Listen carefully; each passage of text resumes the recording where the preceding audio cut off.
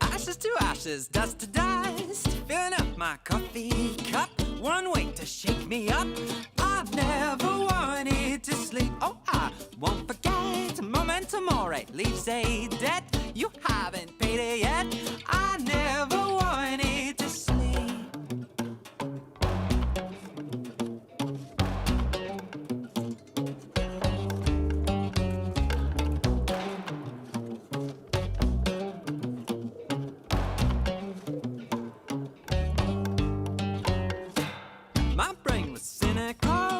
Inside this massive hole, and then it swallowed me.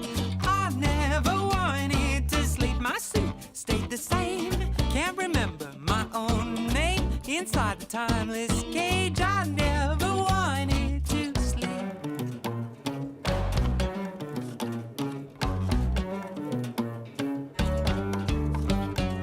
A muzzled hound untied and bound, a wild beast crying for release. I want my mouth so I may howl and share with silence of the trees.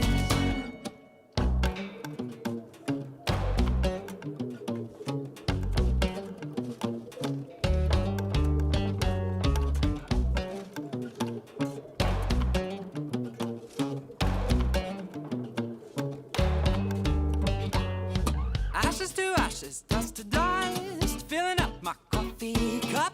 One way to shake me up. I never wanted to sleep. My bones became a drip. Now that I've had my sip, after a little taste, I never wanted to sleep.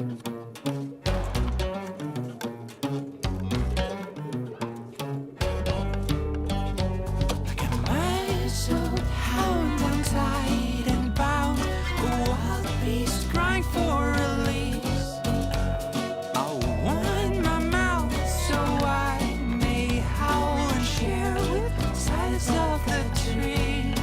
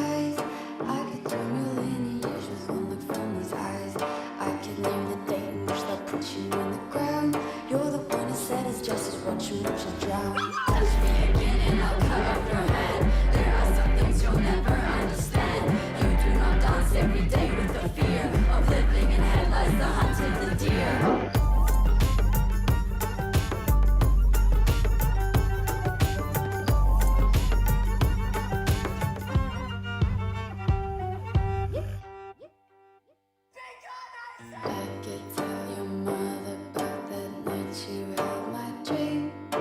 What I wouldn't give to empty you into my sink. You can think you own me cause you pay to see my loins, but I'm the one who's naked with a pocket full of coins. You can slay the dragon like a motherfucking man, but give me 3 days, you'll both be eaten from my hand. Mother, sister, slide. I am the divine goddess of the sun. Nurse, sinner, virgin, bitch. I am the vengeful daughter of the witch. Touch me again and I'll cut off your hand. There are some things you'll never understand. You do not dance every day with the fear of living in headlights, the hunt of the deer.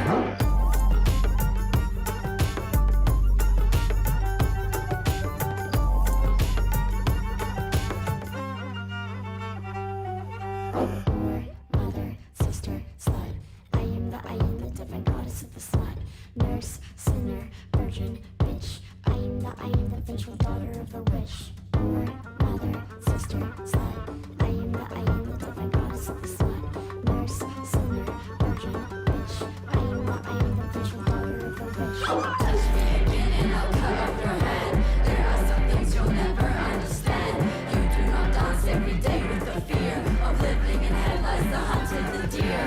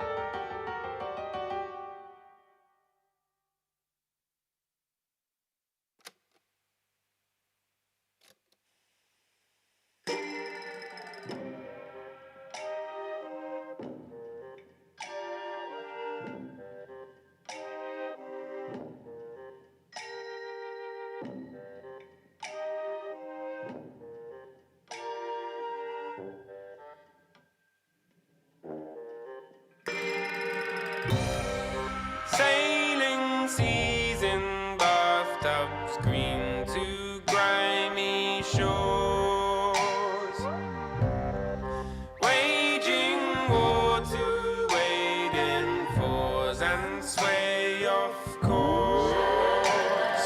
Scream and shout, trickle down and down. I build a home at sea.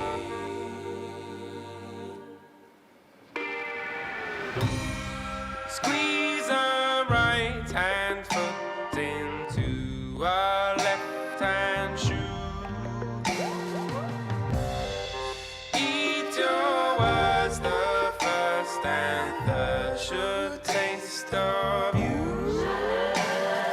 Scream and shout, trickle down and down. I build a home at sea.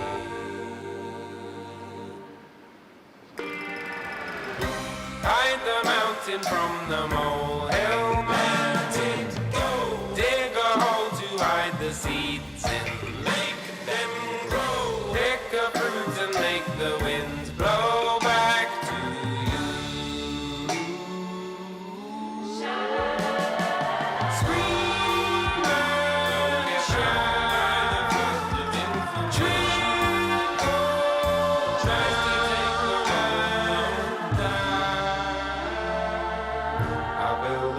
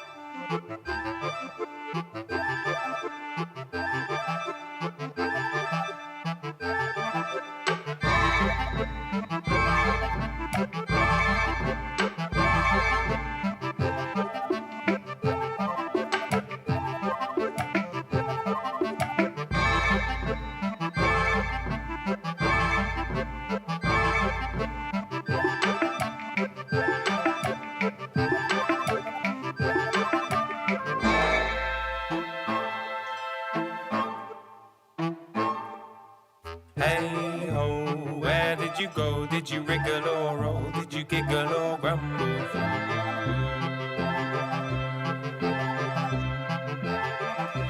Tom Thumb, from where did you come? Did you toddle or run? Did you skip, jump or stumble?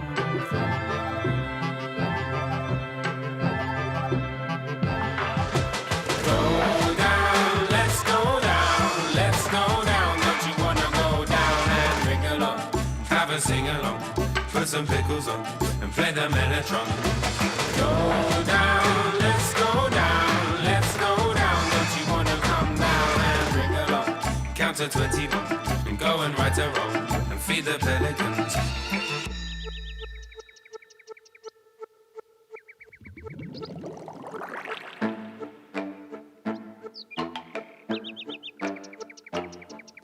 Say there, the jungle there, the lift or the stairs, which will it be for?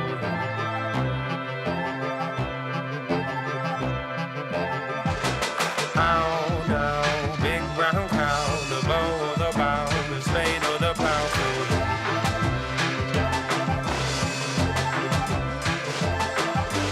Go down, let's go down, let's go down. Don't you wanna go down? Have a sing-along, put some pickles on, and play the mellotron.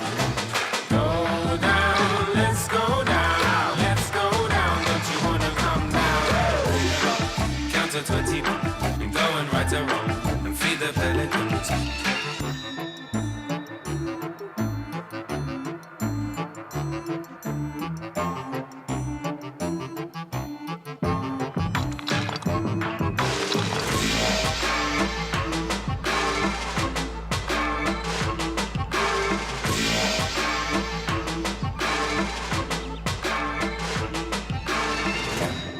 But where will we go when the ballet tolls for me?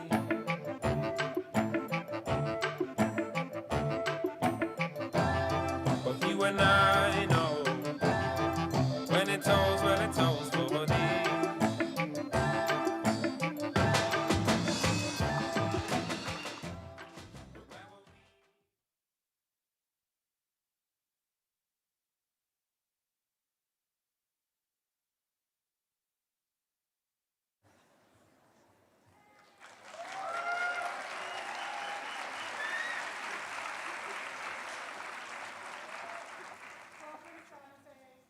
Is the sound working?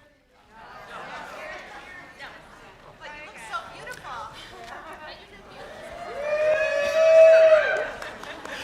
How about now?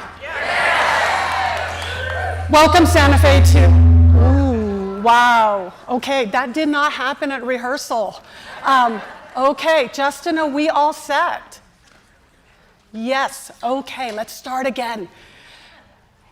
Thank you, Santa Fe, for being here with us tonight. Welcome to the PechaKucha Night debut at the Lensic.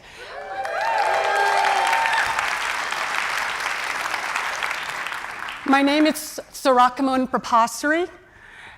It is a very long name, like a wall of China, I know. 8 syllables all in all. So Sarakamon, the L is very deceiving. That is pronounced as an N sound. And if this is all too hard, I want to make sure that you can call me by my American name, which is Annette. So, and if you ask Bud Hamilton, he will tell you how I have come to earn that name as well. So So tonight, we are deeply grateful to all of our mayoral candidates. I would love for us all to begin by giving them a warm round of applause.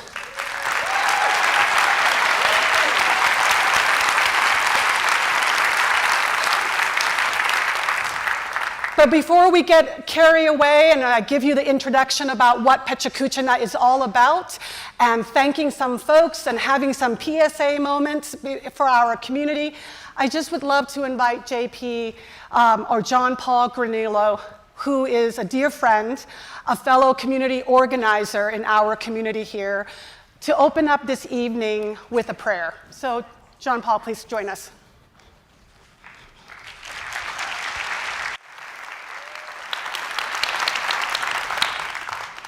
Good evening, Santa Fe.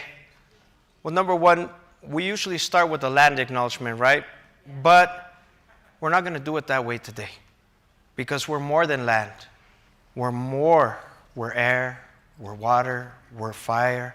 We live in a space between the sky and the earth. We all carry our ancestors with us.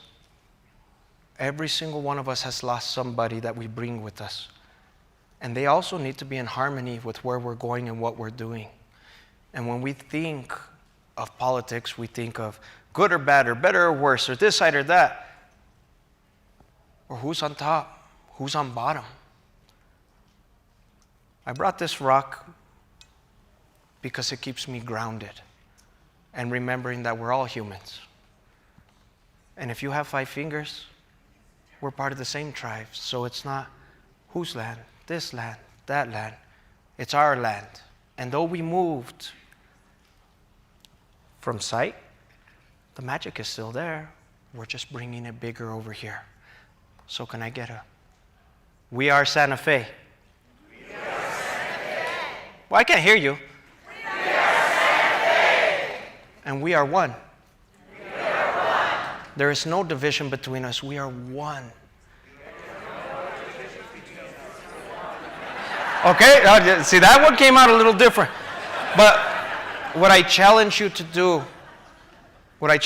do before we hear these candidates and their prayers, I challenge you to look at the person next to you and say, I see you. Take that moment to see the next person, to say, I love you and I see you as a human.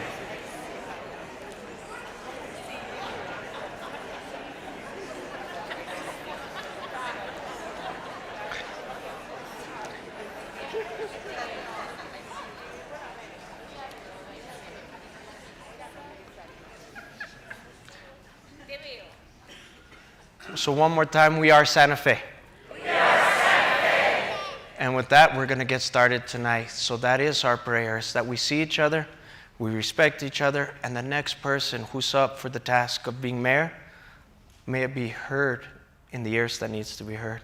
May they see the reflection they need to see, and may you guys work together to create a cohesive community with our ancestors that we already have, the ones that are here, and the ones that are going to precede us, like Charlie.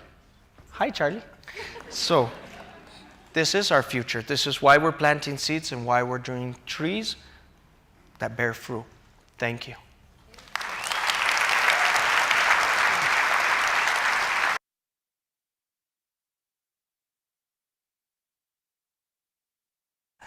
So you all know that we are at the eve of early election. This is an extraordinary moment to be asking our 8 mayoral candidates to step off of their campaign trail, and from what I can see, sometimes it's like a gladiator ring, into a story circle tonight. And it's only possible, I believe, that we're able to have this moment of civic experimentation because of this city, where we value storytelling, where we value each other and family and people above all else. So I wanted to give you all the context for those of you who are new with PechaKucha Night tonight as to where the context begins. So this evening is co-presented by Creative Santa Fe and at the Lensic, and we wanted to please receive your help in giving the Lensic team a warm of applause for the first time running through this with us.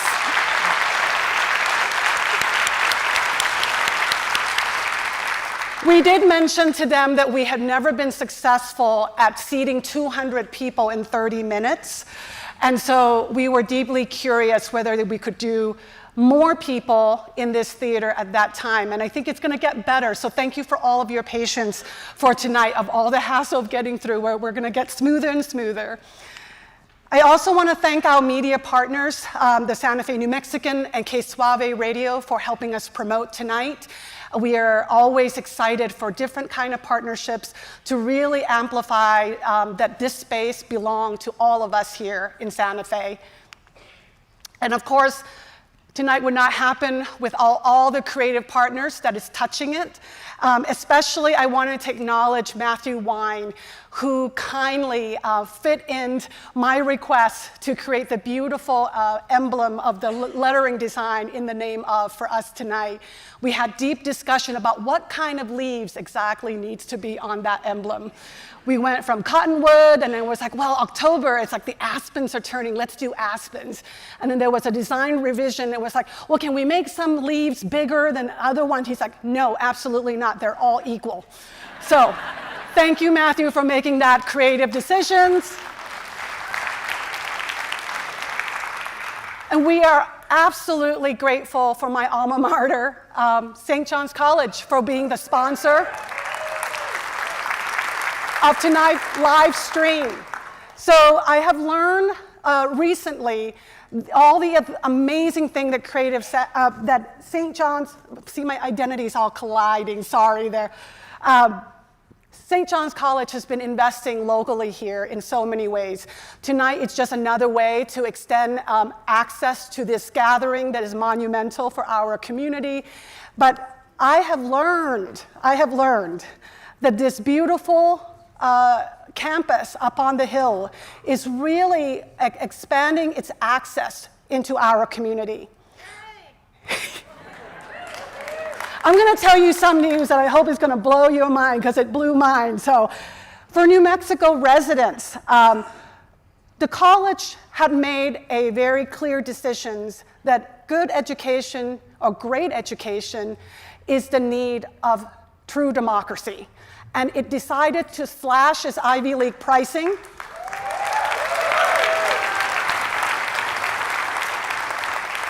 to $41,000 annually, whereas its peer within the region is charging for the same education at $70,000 to $80,000. And the great news about all New Mexican residents is that just the fact that you are a resident here, you can attend St. John's College for $25,000 annually. It is unheard of to be in a class ratio of 11 students, 15 students to one faculty member at that rate. And even more, I've learned, this is truly amazing, and don't tell my mom about this price amazing deal now, is that not only are they matching their Pell Grants, but they also did something that was not available when I was a student, which is to provide merit scholarship. So, thank you. So that means that if you are a student that is not of high means household and of high needs, you can literally come to St. John's as low as $5,000 a year. So that is an incredible, deserve like a huge applause. There is a lot of myth about who gets to go to St. John's. I do want to let you all know that this current freshman class is 46% Pell Grant recipients. So I would love to invite any of those you who's watching tonight, whose parents have children, who are deeply curious, wanted to expand their hearts and their mind to consider St. John's to be their education institution. And wait for it. This is like even more mind-blowing. St. John's College is offering free master program to all teachers in New Mexico.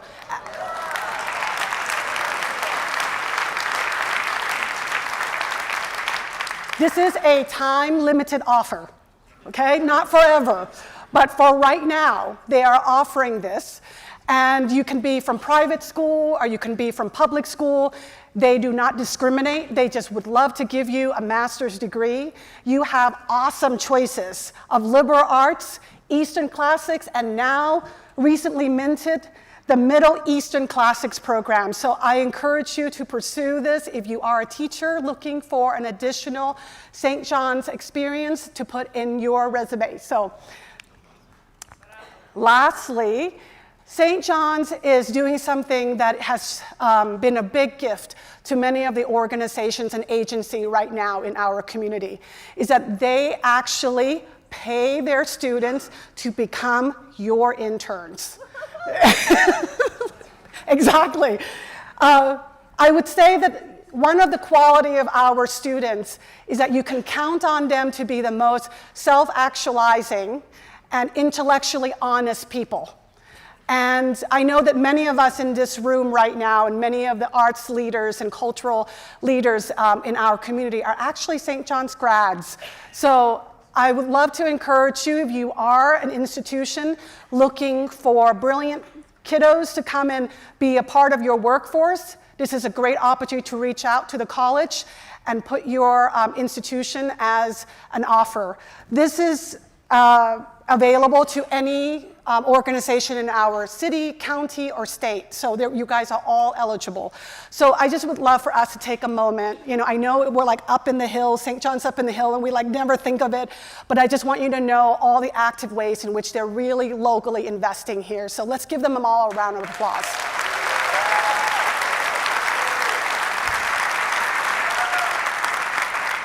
All right, let's come back to PechaKucha Night. So PechaKucha Night is held all over the world. We are actually part of a 1,300 city network worldwide that's hosting quarterly evenings just like this. Creative Santa Fe has been the organizer since 2021, and it has been an amazing journey to be able to elevate our local creatives and change maker and amplify their voices and helping them shape their stories so that they can come onto the stage and shine like a rock star that they are, to tell you the passion and purpose about what they do, why they do it, and why it matters. We wanted to invite you, because many times when you come to a presentation where it's like this, where I am on stage and you are sitting there, there is an expectation where I am giving you something, or somebody up here is going to give you something. Having done this now for many years for our community, I know for certain that the magic that happens tonight is a co-creative one.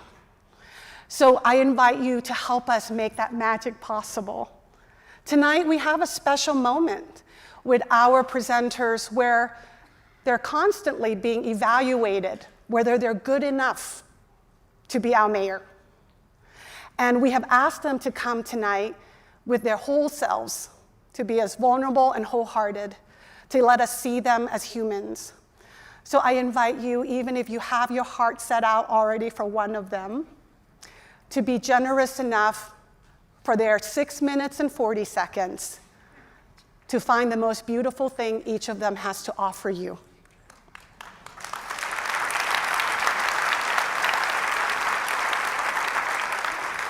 I love this picture because it describes what happens in storytelling. And luckily, it's only 6 minutes and 40 seconds, so you only have to be that patient with every person. You don't have to agree with them, but it's a journey, it's a bridge. Enjoy it. Walk over that bridge and see it through their eyes, okay? All right, so I am going to assume that you are going to be really inspired, and I'm going to invite you to imagine yourself up here one day. Isn't it amazing to be up here at the Lensic to tell your story? The next one is on January 21st. The theme is on awe. The application is opened. You do not have to run for any office. We actually prefer it if you don't run for any office. And the application is available off of our creativesantafe.org under this events theme. There's a link. We just want to hear your pitch. What is your awe moment? What are the awe projects you've been working on? What should we all be awing with you about? So proposal is due October 19th, and I'm looking forward to seeing your applications. There is this quote. Let me come back here. I know that many of us are Elizabeth Gilbert fans. For those of you who do not know her, she is the one who wrote Eat, Pray, Love, and if you don't know that either, that's okay. She also wrote this book called Big Magic, and for us creative living folks, this is probably our Bible. And I love this quote because this is the quote in which I carry into my work. I am the executive director, but in this role, as a PechaKucha program lead, I am the story midwife. And I truly believe that this is true, that the universe buries strange jewels deep within all of us, and then stands back to see if we can find them. So when you get selected to be part of a presenter cohort, please expect excavation. We will be your partner along the entire way, making sure that regardless of your ability to put together PowerPoint or ability to generate AI images, ability to really write, if you believe that you don't have a story inside of you, please know that that's a myth you're telling yourself and that we will help you undo that myth. So thank you so much for all of your attention and time. I'm going to close out with this last note here. A lot of time as a community building organization, people ask, well, what exactly is community? So I would like to offer us to hold this definition as a working definition. This is by Simon Sinek, the guy who wrote Start With Why. Oh, I love that ringtone. That's a happy ringtone. A community is a group of people who agree to grow together. When you come and you expand your heart and increase your capacity to listen wholeheartedly, this is what's happening in this room right now. So thank you so much for being a part of this community that is growing together.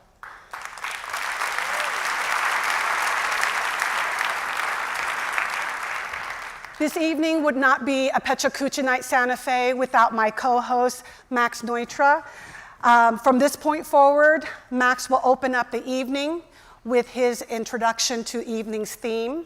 Then, in an express train mode, each of our presenter will come up, introduce themselves, and share with them the stories they have been working on diligently for a few weeks among so many other forums they have to attend.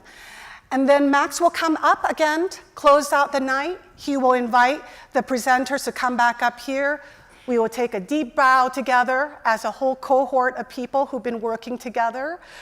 And then everybody will go back, sit down, and then we're going to invite our special guest, David Berkeley, who miraculously is able to close out the night. And I hope some of you have watched that video of his song, because there's going to be a lot of crying, and it's hard to sing and cry at the same time, but we're going to do our best together, okay? All right, Max, please come on, take the stage.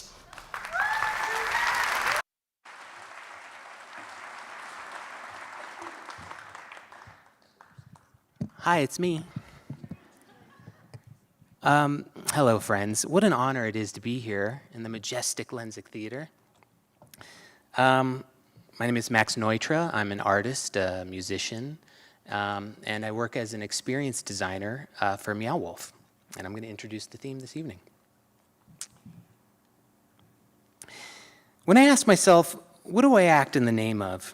The answers came easily. These days I do what I do for my wife and daughter, my family and friends, and colleagues and neighbors. I do what I do for all of us. I do what I do for you. But it wasn't always that way. I used to do what I do to simply grow and survive. And then I used to do what I do to get the attention of the opposite sex, which feels closely related to all the other stuff I did for entirely selfish reasons. All I did in the name of myself. Why do we change? What are the things along the way that cause us to shift our motivations over the years? Feels like we could say all of it. Everything adds up to who we are today. But there are those standout moments, the big ones. I can remember some early moments that felt influential.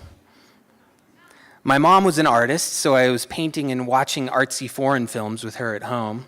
And my dad was in the music biz, and he took me to see Kraftwerk, Devo, and the Cars before I was 5. A pivotal moment from that time happened when I was working on a Porky Pig coloring book. I made his skin pink and his jacket blue, just like the cartoons. My uncle sat down and asked if he could color the horse on the opposite page. I said, sure. He picked up a neon green crayon and wildly scribbled across and beyond the horse's face. I was shocked. I said, whoa, what are you doing? You can't do that. The horse should be brown, and you're supposed to color inside the lines. He said, actually, you don't have to color inside the lines, and you can use whatever colors you want, and proceeded to color the most beautiful cartoon horse I'd ever seen. He taught me that self-expression can be a creative act of defiance against the norm. So I was brought up in an environment that encouraged and taught the practice of self-expression. I made art, I acted in plays, I wore mismatching shoes, I learned to play guitar, I expressed myself. A special and cherished time, but admittedly a time very much about me. Fast forward 20 years and I had a full-time art practice. I was painting murals, designing graphics for skateboards, and having shows and galleries. I was coloring outside the lines for a living, using both the chaos and the lines to help me say what I wanted to say. Turned out my style was well suited for live painting, and so I ended up painting at dance clubs, festivals, and sometimes on stage with DJs or rock bands. A standout moment from that time happened when I was painting at events called art battles that were held in shopping malls in Spain. Typical of my rebellious style, I painted a robot that said, "Consume, consume, consume," in response to the mall atmosphere. A quiet and conservative local approached me and asked me through a translator if he could hire me to paint the same image on the wall by his pool. I asked him why he wanted the robot by his pool. I would gladly paint something else more fitting for a poolside mural. He said, no, he wants the robot because when he's swimming in his pool, he can look up at it and it will remind him of what not to be. Yeah. That moment, along with a lot of other encounters painting in front of people, changed my approach to painting. Instead of painting what I wanted to say, what if I painted what people needed to see? How could my paintings be more than visual statements? How could they serve people? Fast forward to today, and now I design cool experiences for the millions of people that visit Meow Wolf locations every year. And I look for ways to serve you. Here, tonight, I try to tell stories that can help, that can bring us together, that can make us feel good. It's moments like this, looking into the faces of other humans, that shape me and make me care for those around me. There's something special about having the opportunity to see the difference you can make in people's faces. I am me because you are you, and I see you. All of this has me thinking, who are we if not the sum of the moments that we experience? My senses pick up what I am exposed to and construct my perceived reality. Is my reality the only one that exists? Is my truth the only truth? These days it feels easy to write people off as being wrong, misaligned, or outside my truth. But what happens if I try to know them not only for what they say and do today, but for what they were exposed to throughout their lives that shaped them into who they are? When I do that, it feels like there's a broadening of focus. People that I previously thought of in a specific way become more complicated. They become an effect of a long string of causes. Who is responsible for the vast series of events that lead us to who we become. And if we are the sum of our experiences, what experiences can we contribute to each other? What kind of experiences do we contribute by fighting? What kind of experiences do we contribute by letting our good be felt by others? What do you act in the name of? If our actions shape those around us, then I say we should act in peace. I say we should act with care. And I say we should act with love for each other, for this planet, for this life, and for this moment. Thank you.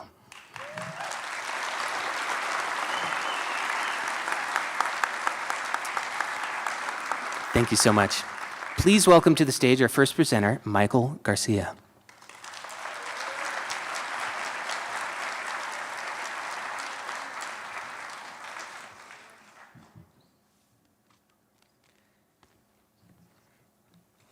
It's pretty amazing to be here in the Lensic. I think the last real time I was maybe this close to the stage was when I was watching E.T. That was probably in the early 80s. Well, thank you all for joining us tonight and allowing myself and my colleagues to share our stories with you. It's a great opportunity. It's so great. So those of you that know me, I'm a city councilor here representing District 2, but I also am a federal employee, a husband, a father, and I'm one of y'all. I'm a family member. And so here's my story. I apologize.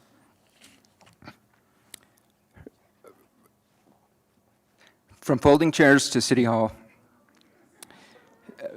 family was my first teacher. I grew up in a culture where family wasn't about blood.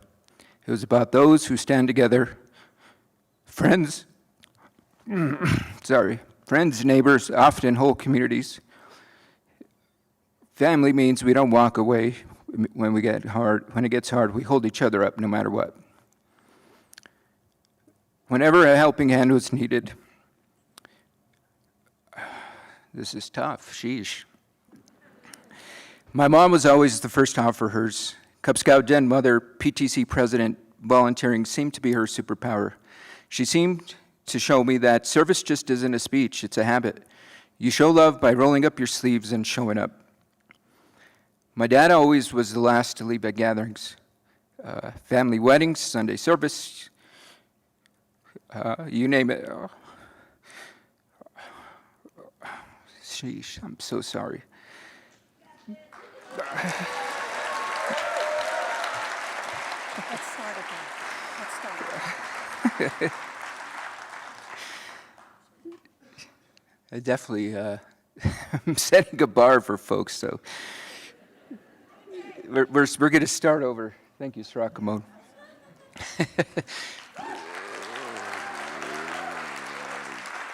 All right, ready? Okay. So family was my first teacher. I grew up in a culture where family wasn't just about blood, it was about those who choose to stand together. Friends, neighbors, coworkers, and often whole communities. Family means we don't walk away when it gets hard. We hold each other up no matter what. Whenever a helping hand was needed, my mom was the first to offer hers. Cub Scout den mother, PTC president, volunteering seemed to be her superpower. She showed me that service isn't a speech, it's a habit. You show love by rolling up your sleeves and showing up. My dad is always the last to leave at gatherings, family weddings, Sunday service, you name it. When everyone else was heading home, he would direct his kids to help fold up chairs, wipe tables, sweep floors. Man, I used to resent it. But now I'm grateful because these small acts instilled in me thoughtfulness and the importance of service. This pillar of service has become my foundation. As a young man, I worked at a restaurant called Ragin' Shrimp to pay my way through college. I started as a busser and worked my way up to be a manager. I made it my priority to learn every job in the restaurant so that even as manager, I could step in and help when needed. One night during the dinner rush, the kitchen ran out of shrimp as the prep work had been missed by the morning shift. This is when I tied on an apron, sprang into action, and began to peel shrimp beside the evening prep cook. He looked at me, surprised, looking even a little scared that a manager would actually jump in and help him. For me, it was simple. No matter what, we have each other's back. As I was finishing up my undergraduate degree, I was also working towards my dream of attending law school. After graduation, I took a gap year and was fortunate to spend time as an intern in Senator Jeff Bingaman's D.C. office. This is a picture of my younger self with the then younger Senator Obama. Both of us had less white hair. These were my dreams that were coming true, shaping policy at the highest level. I began to thrive in this new role. The Senator's chief of staff even offered me a permanent position. But that same week, a different offer came through. I had applied to AmeriCorps Vista before leaving for my DC internship, and now they were calling with an opportunity back home in New Mexico. AmeriCorps Vista is a federally funded, place-based program where members commit to helping communities break the cycle of poverty. Vistas don't hand out money, they help communities unlock it. They meet each other where the community is, strengthening social services and building programs that last. And Vista offered me a post back home in New Mexico serving communities across the state. This was one of the hardest decisions I've ever had to face. Stay in DC, climb the ladder, or come home and serve. In the end, my family's lesson was too strong. You show up where you're needed most. That choice changed everything. For over 2 decades now, I've led teams to consistently build trust and strengthen communities across America. During my early years as a Vista, I traveled across New Mexico, rural towns, urban centers, school gyms, and local libraries. Families shared their struggles and hopes with me, and what I learned was clear. Communities don't want to be fixed, they want to be heard. They want to be part of co-creating solutions. When you treat people as partners, they rise. Their solutions are always stronger than anything designed for them. That's a lesson I've carried with me in every role since. For years, I've always stayed behind the curtain, helping others succeed. But when I came back to Santa Fe, I saw that certain segments of our community were not represented. As a Boomerang resident who had left and returned, I saw that the infrastructure of my own neighborhood was similar to the other underserved communities I visited throughout New Mexico. I was taught, if you want to see change, you lean into the heavy lift. So I couldn't just sit there on the sidelines and complain. I decided to run for city council and not seek the spotlight, but to make sure my community was represented. Serving on the council opened my eyes.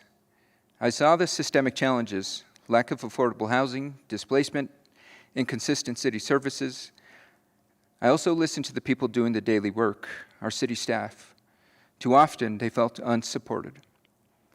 Morale was low, and pride of place had faded.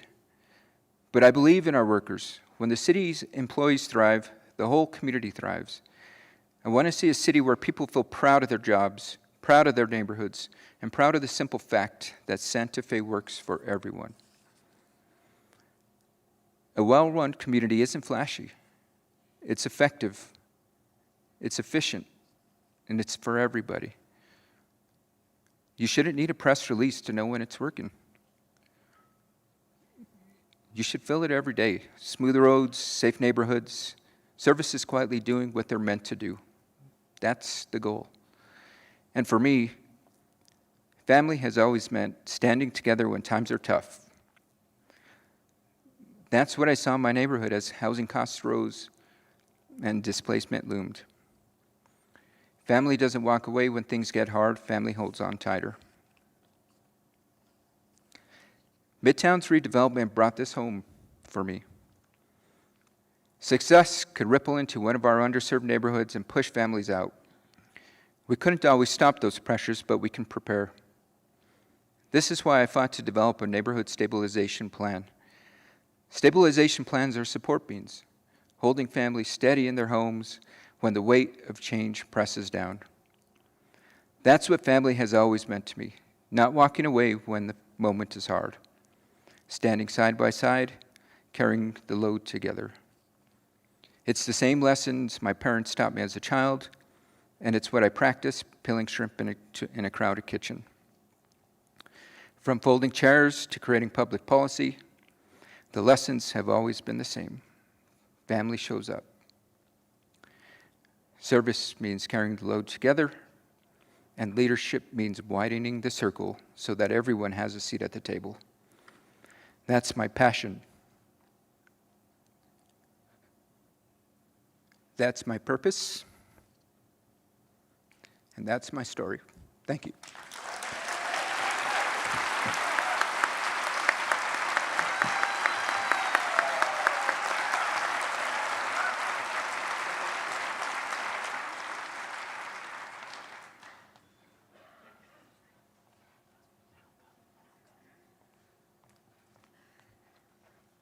Good evening, everyone. So I learned a long time ago that if you want to be disruptive and you want change, then you have to have a platform. And so I am so thankful for Creative Santa Fe and the team for giving us this opportunity. I think it's so unique. And so with that, I am Tarin Nix, and this is Disrupting Systems. Have you ever broken a bone or lost your mobility? I have, and it didn't take long to realize the systems in place are not very accommodating. Now, systems is a broad term, and systems could be family systems to political systems. Some are good and some are bad, but there's one thing they all have in common. They can be disrupted and altered. As a youth, I got away with a lot because I understood the educational system. This really frustrated the counselor at my elementary school, my mother. But she always remained amazed at what I could get away with, especially at the last minute. From grade changes to special assignments, the educational system was no match for me. There were systems in my younger days that did test my resolve. Imagine being the only woman on the commission of the status and role of women in the Methodist Church. I fought to end that sexism while at the same time an adult church leader abused their position of power to try and disqualify me from future leadership positions. But even in the church, there are systems with rules, and I figured out how to stay. But some systems are so unhealthy you can't stay. Every ism could be experienced daily at the University of Alabama. In protest, I started Students for Gender Justice and organized a queer-led production of the Vagina Monologues. This upset Bama's political machine. They vowed to end me, my education, and my show. But I found a loophole, and the show went on. The systems of the Deep South were ingrained, but even my one small act led to some institutional changes. And in the end, the machine hadn't stopped me from graduating college early. Armed with my political science degree, I believed I knew how government worked. I got a master's in social work. I rallied Republican lawmakers to pass laws to protect victims of sexual assault and domestic violence in Texas. I organized the biggest volunteer program under the DNC's 50-state strategy in the most Republican state in the country, Wyoming. I crisscrossed the country, turning red states blue. I even worked for the Environmental Defense Fund and Progressive Change Committee campaign. Democrats won, and organizations grew more powerful, but nothing changed. We were told to blame the other side. But along my journey from rural Pennsylvania to urban Miami, I had met the other side, and they too were frustrated and struggling. In fact, if you spend enough time like me researching thousands of laws, governments, and voting records, you'll realize both parties are to blame. Our dysfunctional system was being kept in place by the very politicians elected to change it. Politicians had sold their votes, pretended change wasn't possible, and caved to vocal minorities and wealthy elites. But it wasn't just politicians that were willing to abandon their beliefs and promises for self-preservation. It was the organizations too, the kingmakers and their boards, who worked to protect their own power and politicians willing to maintain it with the status quo. The system was broken by design. The good government didn't exist because politicians and power brokers didn't want it to. I felt defeated. I feel like this is going way faster than 20 seconds. We are churning through my slides a little bit faster than 20. Sorry. The system was broken by design, and good government didn't exist because politicians and power brokers didn't want it to. I felt defeated and questioned if politics was the right place for me. So I almost said no when a friend called and asked me to come to Santa Fe to take over Stephanie Garcia Richards' State House campaign that was 7 points down and they needed to win. Now, maybe it was the New Mexico Big Sky sunset that welcomed me on my arrival, or the team I inherited, or maybe the fact that most had already written off Stephanie's campaign, but something made me want to win. I overhauled the campaign system that week, changed the messaging to align with the voters, and for the first time in a state house election, launched a paid field program. In the end, less than 200 voters decided that election, and for the first time ever, that seat would now be held by a Democrat. I made sure she got reelected in 2024, even when Democrats lost the state house and every other swing seat lost. I had finally figured out how to win without institutional support or money, but more importantly, I had realized that New Mexico is exactly where I was supposed to be. But when Stephanie ran for the second most powerful position in New Mexico, the organizations and political system turned their backs on her. Stephanie wasn't going to maintain the status quo, so they endorsed a candidate that would. Despite being outspent 10-1, we shattered the last political glass ceiling and elected the first woman Latina educator as our Commissioner of Public Lands. As fate would have it, I ended up running Stephanie's transition team, attending staff meetings, combing through resumes, and building her dream team of experts and brilliant managers. Saying yes to being her deputy at the New Mexico State Land Office became my opportunity to prove that politicians and organizations were not being honest. Good government was possible. There's no doubt that I think fast, talk fast, and act fast, and government does not. But Stephanie trusted me to disrupt the status quo, transform government, and deliver to get record-shattering returns. Together, we've earned billions more, restored hundreds of thousands of acres, repatriated land back to tribal nations, streamlined business services, and created the happiest government workforce in the country for 3 years in a row. Overhauling a government agency isn't easy. It requires you to hire and listen to the experts and brilliant project managers, build broad coalitions, follow the law, admit when you're wrong, cut red tape, and guarantee transparency. But after 6 years of success, Stephanie was my proof that when you elect a leader, not a politician, you could alter the system and deliver good government for everyone. So when I became frustrated over brown drinking water, loss of union jobs, and Santa Fe's crumbling infrastructure, I knew politicians and organizations weren't going to fix it. Disrupting the status quo could mean loss of their power. So I organized experts, researched over 20 years of votes and laws, and made my calendar available to every Santa Fean. The response was immediate, but most meetings were filled with anger and resentment. Santa Fe had placed their faith in politicians who had divided the community and made life harder. We had turned on each other instead of the system. It wasn't the system that just needed to be fixed. Our community had lost faith in government. It needed to heal, and trust needed to be rebuilt. I realized that in all my work to disrupt and create systems, I'd failed to think about my own internal system and how I react to the world. I had spent thousands on business and leadership trainings, but had neglected to put the same value on my own soul and emotional growth. How could I ask Santa Fe to heal if I hadn't? Thankfully, I have some great mentors. There's no doubt I've cried a lot over the last year, and through this process, of course, releasing past traumas and mastering emotional clearing. And understanding how your experiences impact your relationships and the way you interact with the world is just as important as leadership as being smart. Fix Our City Different isn't just about good government. It's about having the courage to tell the truth and lead for the whole, not for the few. It's about saving democracy at one government agency at a time and finding the leaders that believe in the mission of good government. Addressing our 400-year history will take all of us doing the work. I hope you're ready for the tough conversations and to demand action to create a system that works for all Santa Fans. I know I am. Thank you.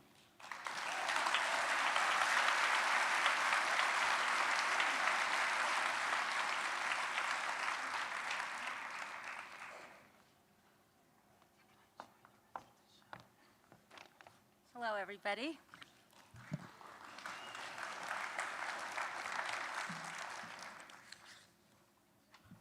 My name is JoAnne Vigil Coppler, and I am also running to be your next mayor. Thank you so much for being here tonight to listen to all of us share our stories. It's an extremely different type of thing that we've done in the last couple of months, and or even more, I should say. But I hope you enjoy it. I thank you for indulging me and sharing my personal story. I'm a former city councilor. I reside in District 2 now, although I represented District 4, although my house is still in the same place. How does that even happen?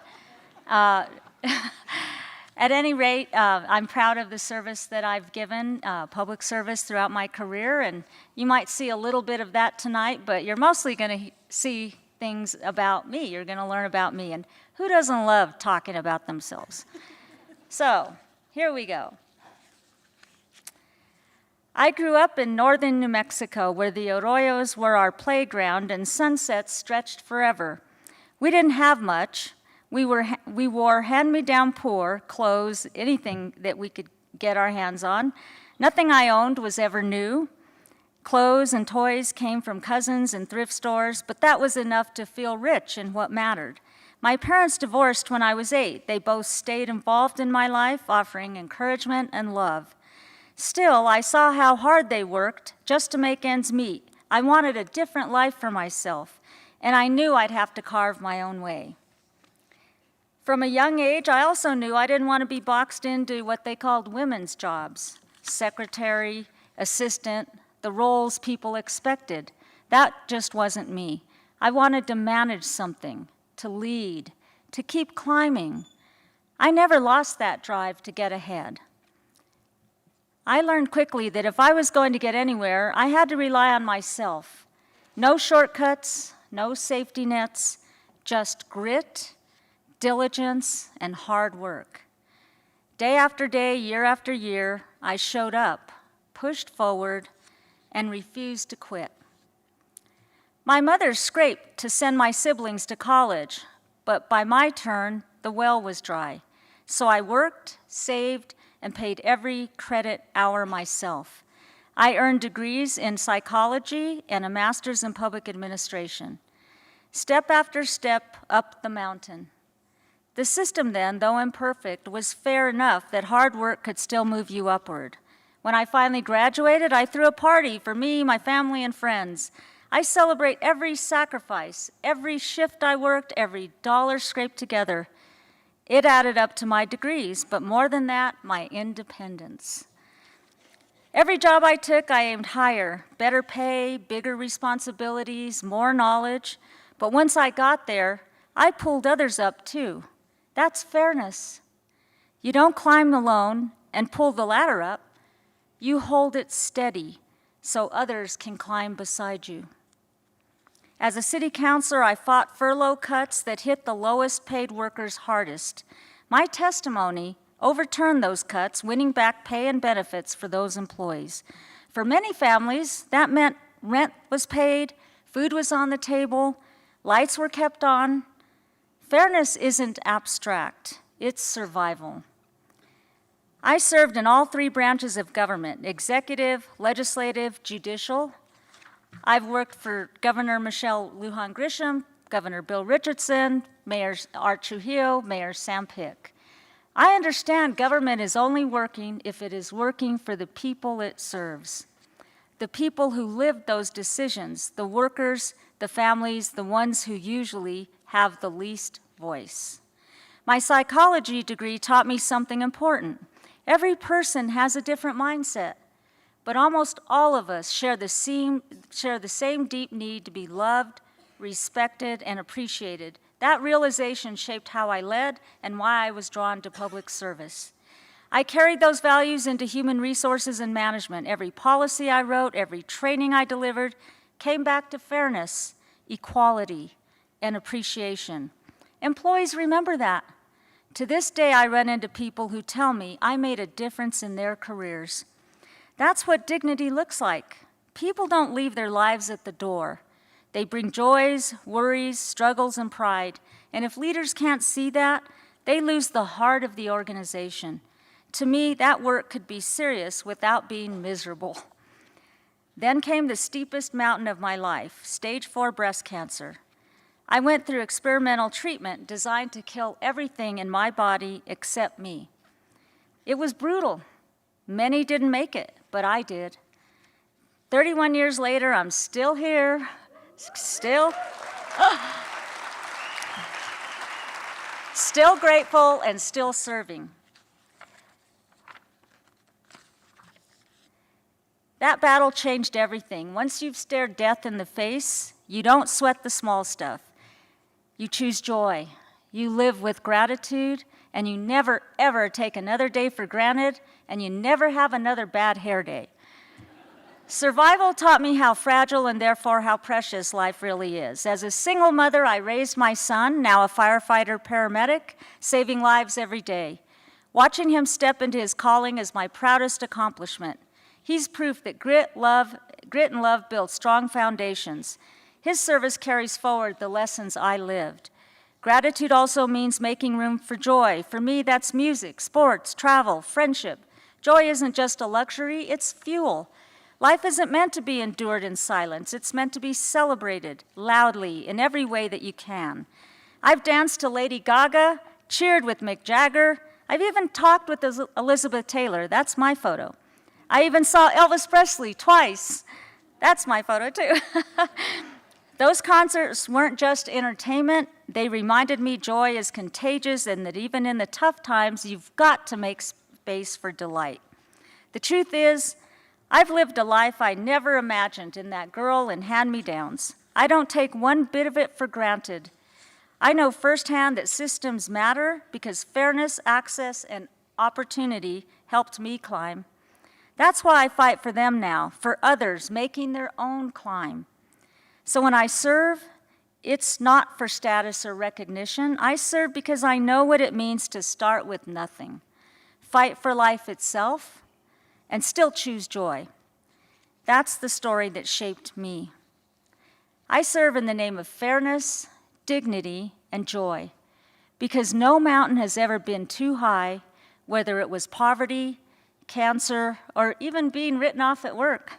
I climbed, I fought, I laughed, and I will keep climbing with gratitude as my compass. Thank you very much.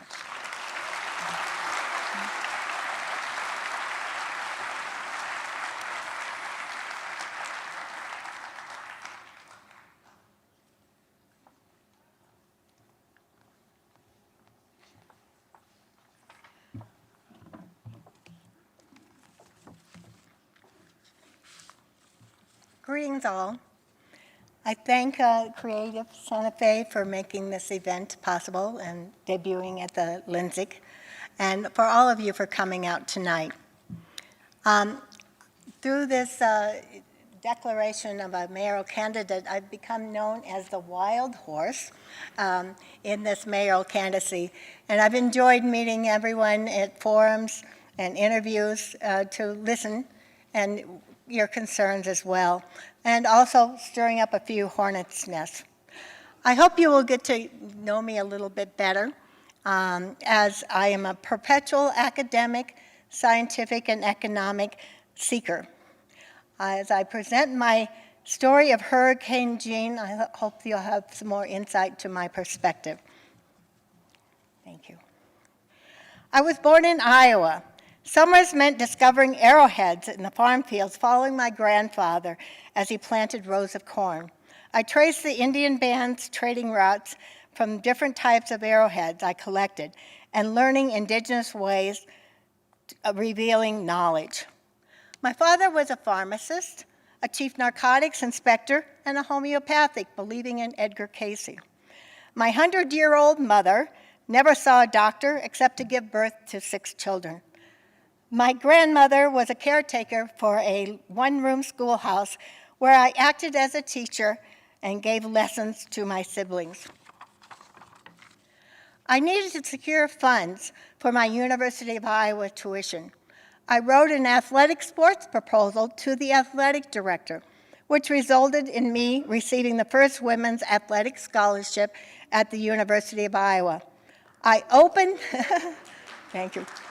But back then, when we played basketball, it was only half court.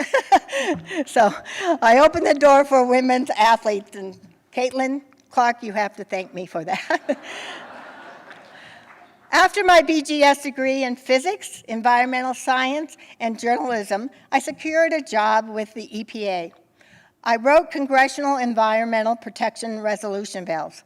My expertise undergirded my reverence for Earth to achieve homeostasis for all peoples on our planet.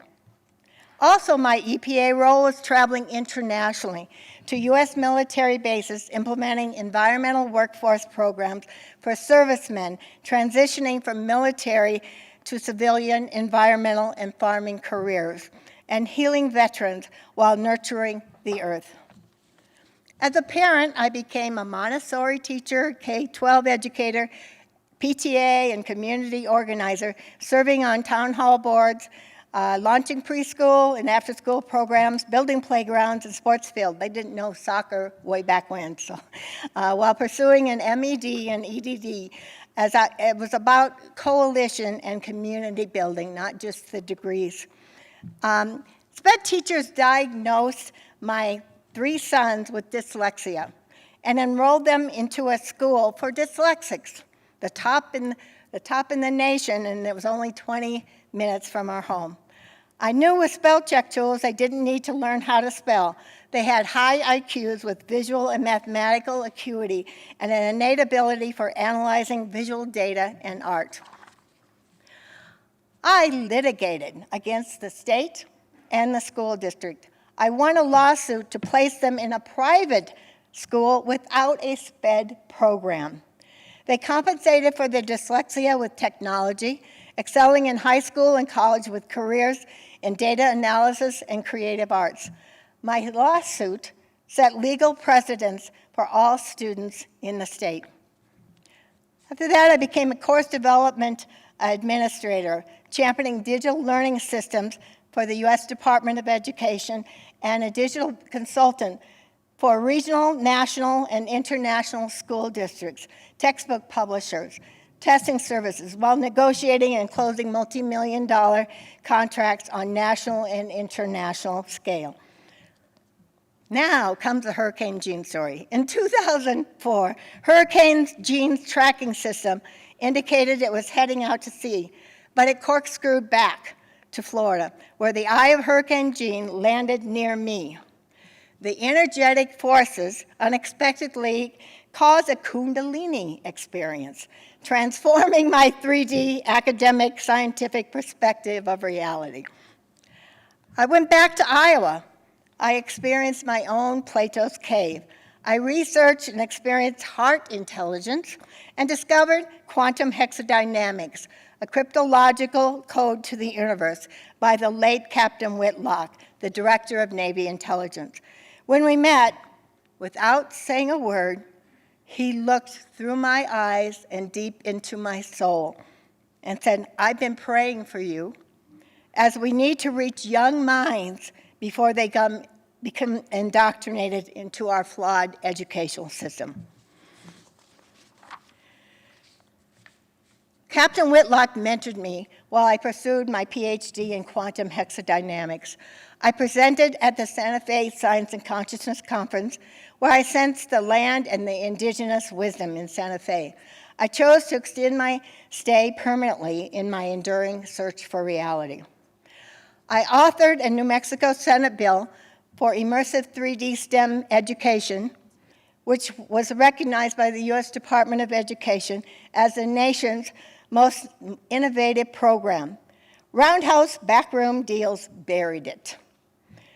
My Global Knowledge Economy Initiative was recognized by states and countries. I became a consultant for the South Korea's Ministry of the Knowledge Economy to reorganize their entire government.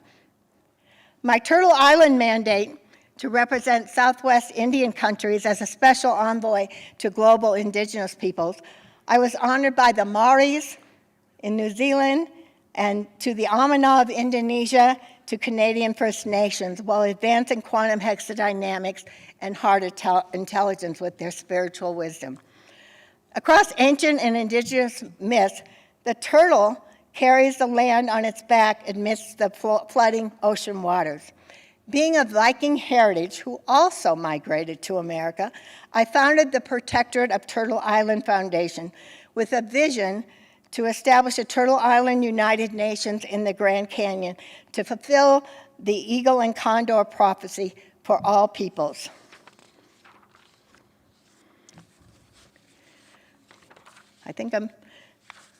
And so anyway, I'm almost done, right? No, I've got 9 seconds. As a Dorothy of Wizard of Oz remembered, she always had her power to return home. We all have cosmic consciousness and heart intelligence to remember. I returned home to Santa Fe with secured funds to fulfill my initiative to benefit the city and Santa Feans. My Seek and You Shall Find commitment has only deepened my heartfelt compassion to inspire others by bringing wisdom to the world. Thank you. Thank you.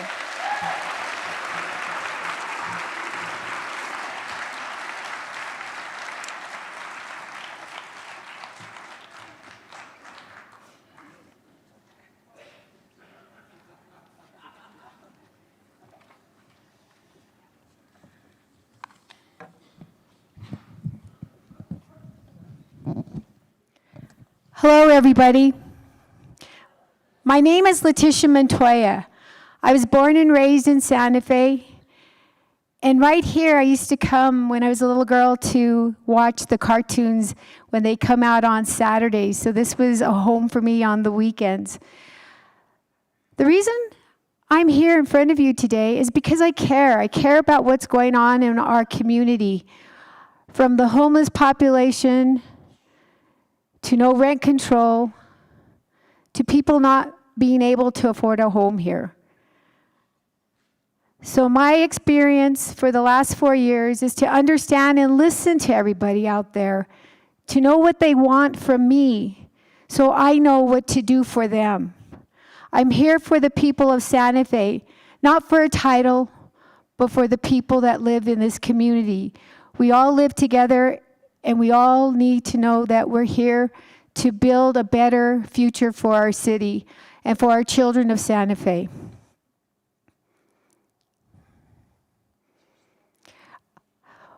I'm going to tell you my story of who I am. What makes up Letitia Montoya? Do I do a slide? Okay. This first slide represents Letitia, me. I grew up with a learning disability, dyslexia. I didn't understand why I was getting bullied and treated mean by adults, being called retarded, which hurts deep inside. But there's the table. The table is where I look at our board, our school board, the people that run our school districts, on what they challenged me to do. I was excellent in mathematics, but I could not read. So they gave me a mission and a goal. In 1 year, I had to learn how to read in order to stay in the classroom. I sat at this table every night, every weekend, every holiday. When kids got to go out and play, I had to stay and study because I was not normal. I was called retarded. Math is what led me to being who I am today. From the knowledge and the experience that I had with math, it guided me. It gave me something in order to understand myself. Reading was hard. It drug me down, but I did not let it bring me down much more. I went to St. Mike's High School, and I thank God that I went there because I was with kids that treated me equally and encouraged me to go on to college. And I did. I broke the cycle of our family. My dad got kind of like worried for me, but he let me go. I studied amongst men, and I was told by a man, "What is your degree?" I said, "Mathematics." "That's a man's degree." But I told him that was the only thing I was good at. I was an aerospace engineer. So I understand. I understand what goes on working for war and defense projects. And I engaged in it. And I used the knowledge to increase what I was going to do in the future. I studied in Mexico for a semester to understand the medical treatment out there. And when I came back, I chose not to go to medical school. I chose to go in a different route, to get involved in politics, because that's where we make the decision for all of us. The tree of life is where the roots grow amongst all of us. We all are a part of it. We have the opportunities with the equality. We look at the fairness and the policy. Is everything in sync? I don't know. When I was a young Democrat, I got elected as secretary for the state party. And you know what? It made me go out there and really understand our state and what is needed to be done for the people of this state. I had to walk down the road, and I had a choice to make. Do I believe in what I was told to do for a political leader to tell me, you need to do this in order to get elected? I chose not to. I went down the other road, and I got punished for it for years and years and years. And now I'm back to show you I'm here to stay. I drank. I had to fit in with the political arena because that's what they do. But what happened with me is I like to drink a little too much. And it caused problems within our family. But on top of drinking, medical bills. My husband got super sick. He was exposed to a chemical from the military. He had a 1% chance of living. I wrote every week $50,000 checks until one day that money ran out. But he was healed, and I have him today. From all that has gone on in my life, I broke. He had to call the police on me. He had to get me into treatment. And if he wouldn't have done it, I would not be here in front of you today. I thank him every day for that one call. I had to walk down Highway 14 with no shoes, no coat, nothing. I understand what people go through, suffering. That's what made me understand I need to take care of myself in order to make it good for everybody else in this city. I have my grandchildren, and you know what? They help me. They help me every day stay sober, to understand they need me.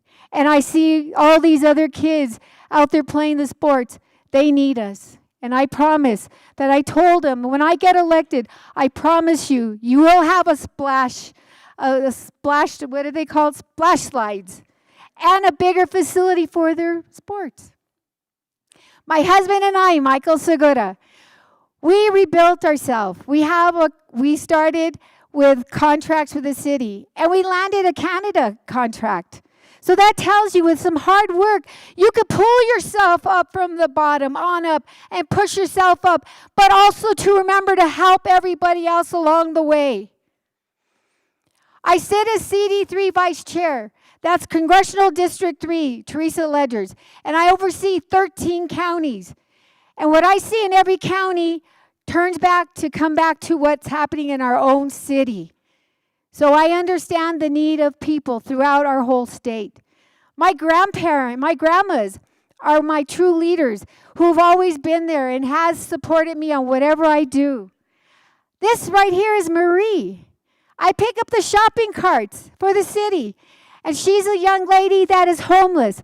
And I spend quality time with her because she is a person. I told her, once I get there, I will help everybody and pull everybody up to being successful again in life. I thank you so very much.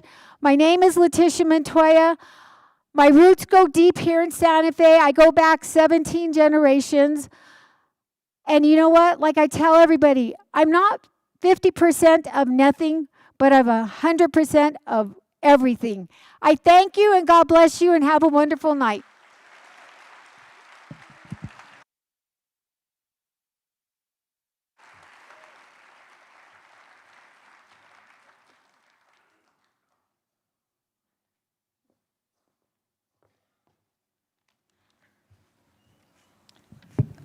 Good evening, Santa Fe. How's everybody doing? Good. Want to give a big thanks to everyone that's here today. We're in the Lensic. You know the memories I have here? I got to watch Midway. I got to watch Star Wars. I got to watch Grease and Jaws. So, great place. A lot of you here in Santa Fe, you know me as Ron Trujillo, the guy who fights what he believes is right in this community. But tonight, I just want you to know Ronnie. to share my Santa Fecino life and why I've always fought for what I believe is right.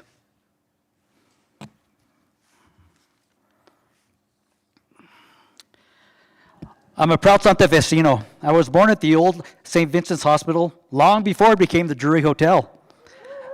My mother's family is from Las Vegas, New Mexico, and my father's family is from Chimayo.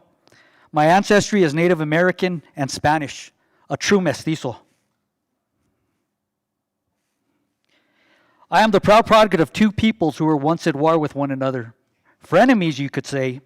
My body carries many truths, pain, pride, joy, and resilience. What I found is that both lineages share a deep value caring for people, for familia, and for the land. My grandfather Moose farmed in Chimayo and Truchas. At 4 in the morning, I was up to feed the animals, haul wood, irrigate the fields. I learned what hard work and purposeful work means by picking hundreds of bushels of apples across my lifetime.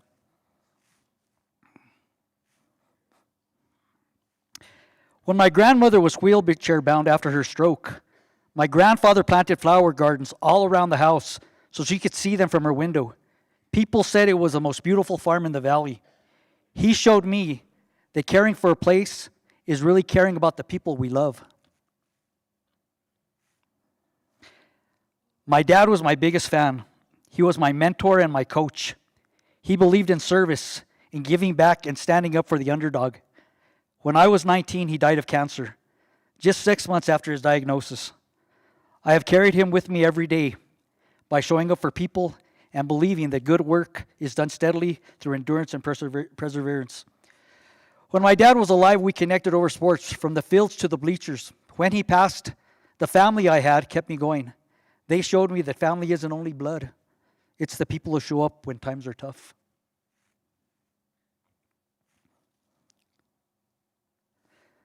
Because others had carried me, I wanted to pay it forward. Coaching was my way to give back. I pushed kids hard, but always with heart, and they knew I believed in them, maybe more than they believed in themselves. We all need someone to believe in us, especially when we can't. When you see a kid rise to surpass their own expectations, you'll never forget it. Coaching took me to every park and every field in Santa Fe, and let me tell you, some were a mess. Trash, needles, busted bleachers, and dead grass. It didn't sit right. Every kid deserves a good place to play. A park should lift you up, not let you down. Not everyone can afford to have their own yard, but everyone deserves a beautiful outdoor space to gather, to play, to celebrate their kid's birthday. I saw that the care for our parks wasn't consistent across the city. I wanted every family to have the same access, no matter their zip code. This is why I ran for city council. While in office, I worked to make public spaces a reflection of dignity and care. We invested in neglected parks, improved medians, and created pocket parks in neighborhoods. Just like my grandfather planted gardens so my grandmother could see beauty from her window, I wanted every family to feel the same care in their city. Santa Fe is known around the world for the opera and its galleries. I'm proud of that. But I also wanted spaces where our families could just get together. That's why I pushed for the Children's Fishing Derby on the Santa Fe River, a simple, joyful way for kids and parents to make memories and feel this city is theirs too. Family is the heart of everything for me. I met my wife Amber at a political party. We almost didn't go to. We were so dog tired that day. It's funny how one small choice can set the course for your whole life. She's been my best friend ever since.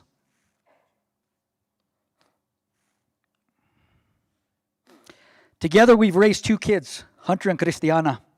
We wanted them to know compassion isn't just about feeling bad for someone whose luck is down. It's the practice of care, putting yourself in another's shoe and lightening their burden with kindness and generosity.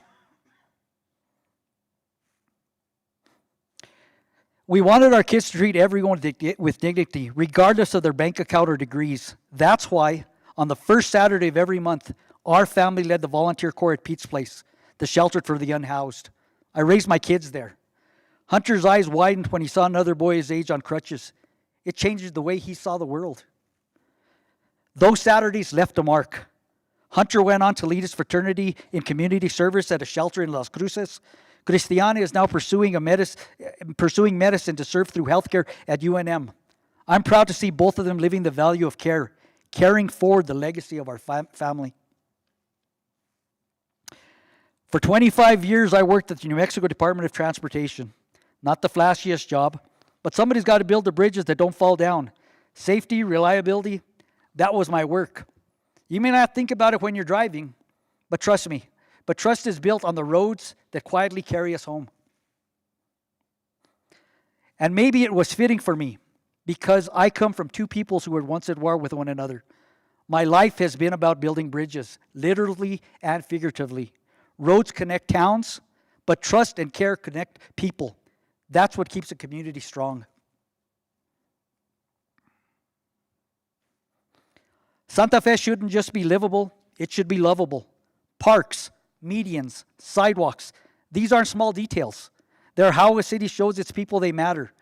My grandfather's flowers did that for my grandmother. Today, our civic spaces should do the same, reminding every family they belong here. I'm a proud Catholic, I'm a proud mestizo roots. That history carries both joy and struggle. Santa Fe carries that too. We can't change the past, but we can choose how we treat each other now with dignity and respect.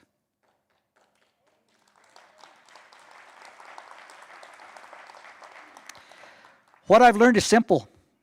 When we take care of the places we share, we take care of each other. Everyone deserves that dignity. Everyone deserves beauty in their daily life. That's the Santa Fe I believe in. And hey, if we can build bridges that hold up, we can build a city that holds us all. Muchísimas gracias y que viva Santa Fe!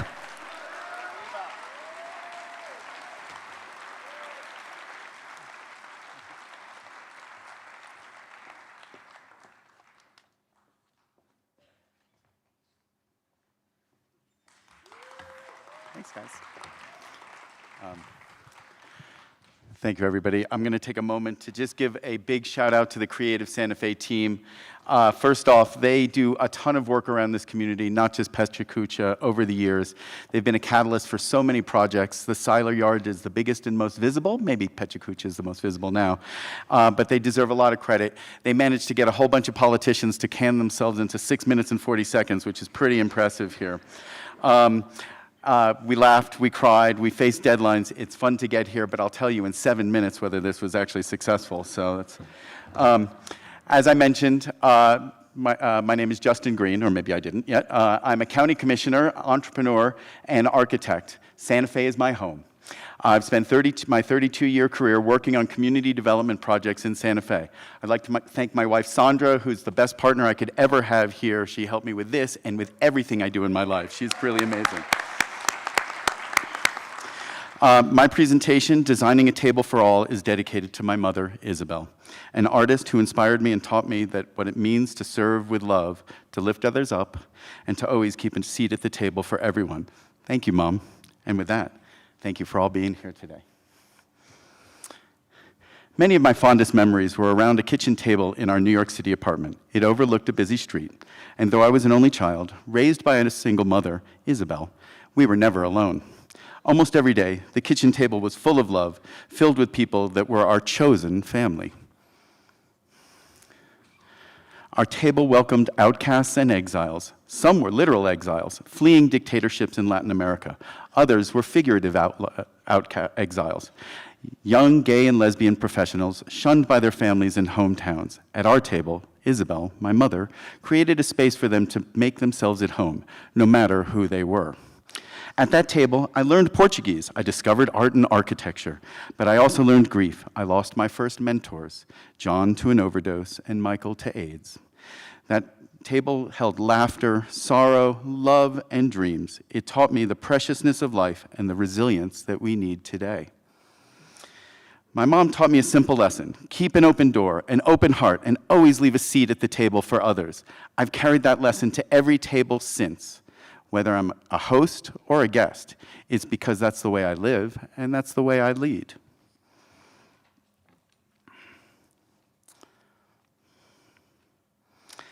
After graduating from a community service-based high school, I studied architecture at Syracuse University. I was fascinated by how buildings and spaces could shape our lives. How can we design spaces that reflect our shared values?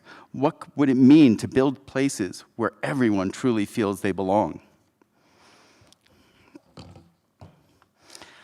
After undergrad, I became a young architect in Santa Fe. My bosses assigned me to help the community redevelopment of the historic rail yards.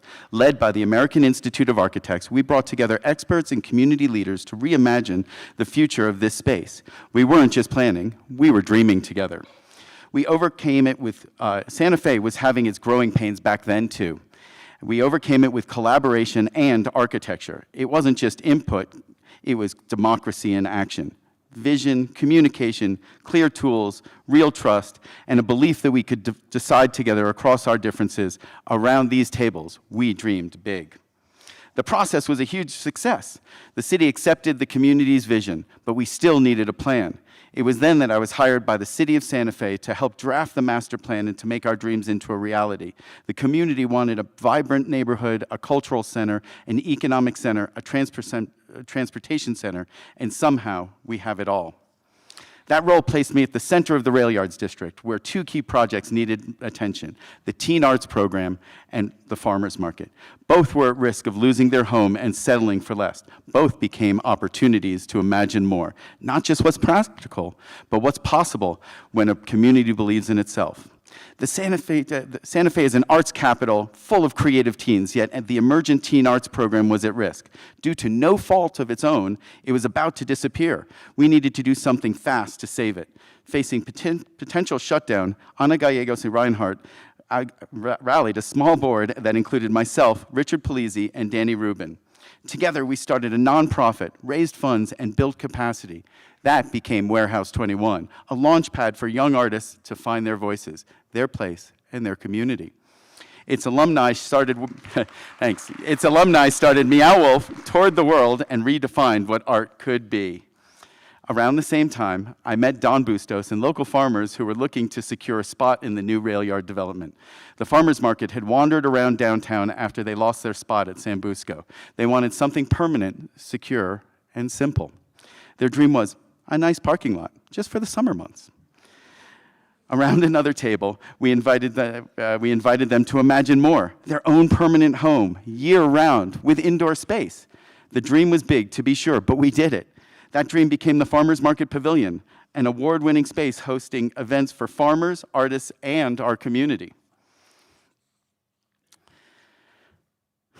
Designing and building these projects taught me it's not just about the buildings. It's about an equitable process that builds an actionable plan. We can design and build for a prosperous future for all. Our city has room for more possibilities and dream when we don't settle for less, and we can't settle for less. With my MBA, I co-founded Dashing Delivery with my wife, Sandra. We designed this business to prioritize people and the planet. From the start, we served only local restaurants and no national chains. We were the first of our kind with an all-electric fleet, and we hired employees, not contractors. 7 years ago, we started collecting Roundup for charity donations and matching them down dollar for dollar. Together, with our amazing customers, we proudly supported the Kitchen Angels and now the Food Depot. Together, we've helped distribute over 60,000 meals to those in need.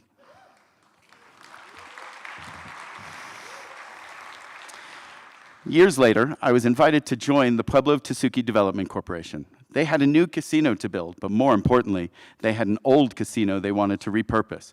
Resources were tight, options were limited, and again, around a table, we dreamed big. Together, we converted that old casino into Camel Rock Studios, the first indigenous-owned studio in the world. Today, it's the home of Dark Winds, an indigenous story with indigenous producers and an indigenous cast. Natives from top to bottom, generating hundreds of millions of economic activity and next-generation jobs for all involved. Amazing things can happen around a table, but people need to feel safe and included, to know that they are welcome. We have to want it. We have to design for it. And that's what I've spent my life doing, designing a table for all. So thanks to my mom, Isabel, Izzy, you set me on a path of sharing, of service, with open arms for everyone. So I invite everyone, please pull up a chair. There's always room at the table for you. Let's keep dreaming together. Let's get some stuff done. Thank you.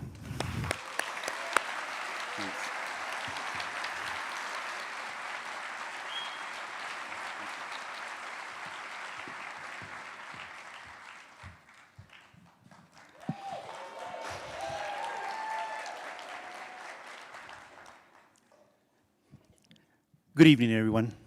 Buenas tardes a todos. Goye Shela. My name is Oscar Salazar Rodriguez. I spent decades building projects and organizations that support daily life in New Mexico and beyond.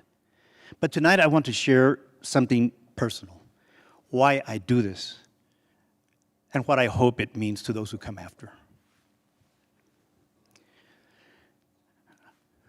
I am a seed blown by the wind from the plumes of tall grass. My purpose is not only to survive, but also to root, to grow, and to send out more seed. I'm only one of many. That's how our story continues. When my granddaughter's skin touched mine for the first time, I understood something new. The fights I carried were never only about me. They were mine, yes, but they were for her. Every step, every struggle, my ingrained will to fight was meant to ensure a brighter future for her. I come from the tall grass, Cucaende, who lived for centuries in the canyons and plains near Pecos Pueblo. In 1680, we fought alongside Pueblo relatives to drive out the conquistadors. When the Spanish returned, we were exiled. Violence followed us for centuries. The tall grass eventually ended up on a hacienda where we were bought and sold along with the land. Generations later, the descendants of those once enslaved bought the hacienda and called it El Mulato, the nickname of a previous friendly owner. My parents were the first generation to live outside open warfare. They returned to the plains, now oil fields, where our ancestors once lived. But they carried the inheritance of our violent past. Our heroes always died in battle. Hardship was expected. Courage meant fighting no matter the odds. That spirit shaped my view of myself, a 10-year-old boy battling through life. I grew up poor with a stutter, ADD, and in segregated schools. Insults continually at my elbow. Because I learned English as a child, I became my parents' translator. One day, when I was told my mom sent me into City Hall alone to pay the water bill, I walked in with cash in hand, not knowing where to go or what to expect. I followed a crowd of suits into the elevator and ended up on the top floor. A dark-skinned man approached and asked, "Sir, may I help you?" I told him I was there to pay the water bill. He called his assistant and said, "Mr. Rodriguez comes to pay his utility bill. Please escort him to the payment counter." I'd never seen a dark-skinned man in charge, and never once been called Mr. The dignity he allowed recast my imagination of that 10-year-old boy, of who that 10-year-old boy could become. On my first day of honors math class in high school, the teacher called me Nick. It stung, but I'd been called that before. I fought back with good grades, good scores, and persistence. Every test became a weapon. Every achievement proved that the tall grass would not be so easily erased. Those scores carried me to Harvard and MIT. A boy from El Mulato had broken through.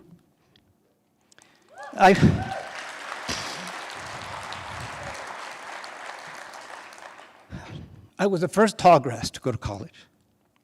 I struggled to buy textbooks and certainly couldn't come home for Christmas. I saw how poor I was, but I pushed on, and I got my stride. I found my stride. Harvard and MIT gave me more than degrees. They gave me a way of thinking. I began to see infrastructure and organization not as numbers and diagrams on a paper, but as the foundation of possibility. My work took me across Latin America, in Bolivia, in Venezuela, in El Salvador, in Mexico. I helped strengthen local governments.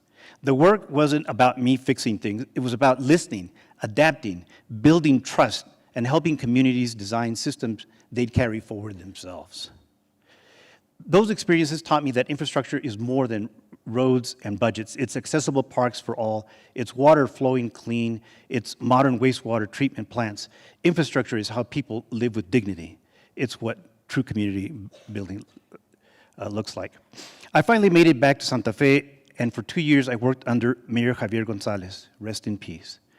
We passed the first balanced budget in years without cutting services or stalling raises for workers, or by reorganizing the city's debt so the utilities paid for themselves and freed up sales for the general fund.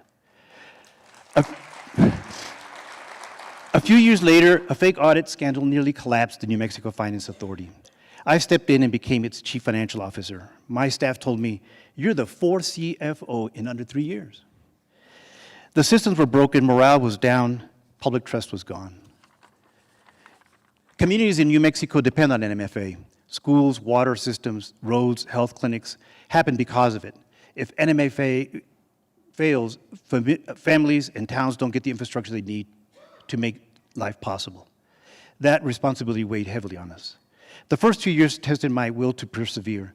I pushed massive reforms and risked being fired daily.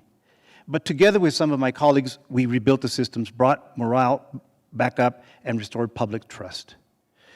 Ultimately, my battles were not the fight itself. Were not about the fight itself. They were about what the fight could make possible. My ancestors survived so the tall grass could come back and stand in front of you here today. Now my role is to build something better for the ones who come after.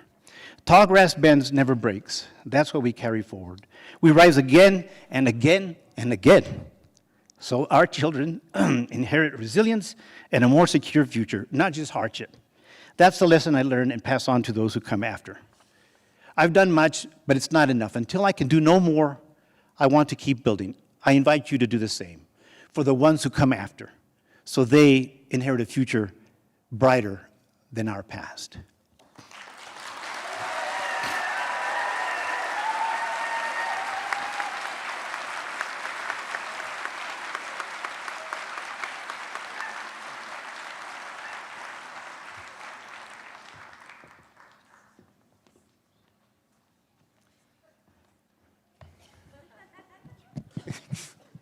Wow, what a wonderful group of presenters, and what a wonderful audience that you all have been tonight. Thank you so much.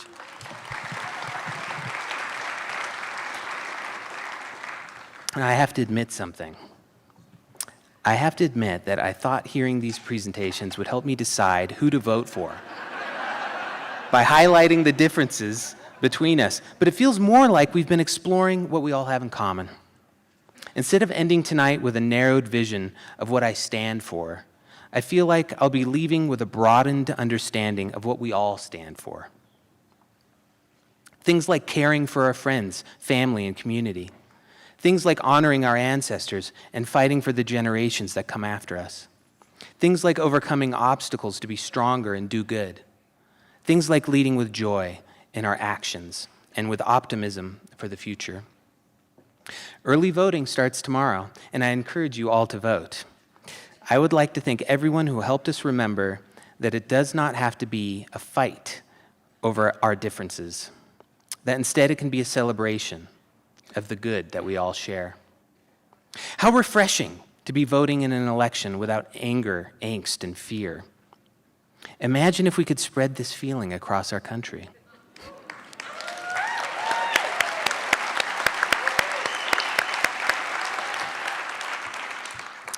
Who benefits from the division that some people try to sow between us? Life is better when you find yourself amongst friends. And speaking of friends, we have one more friend we would like to introduce who we have invited to close out the evening. But before we do that, let's invite the presenters back on the stage for one more round of applause.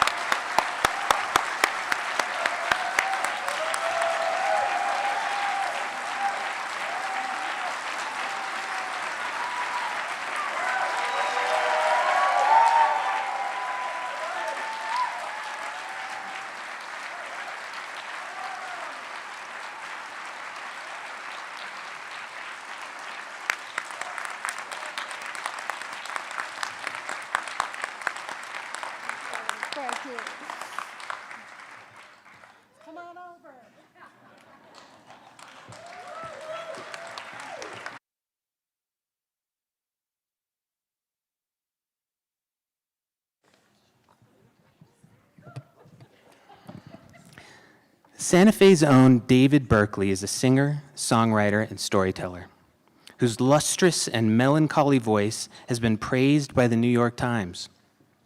He performs solo, as well as with his transatlantic theatrical folk duo, Sons of Town Hall. Lately, he's been trying to find a way to write what he calls political love songs. Please welcome David Berkeley to the stage.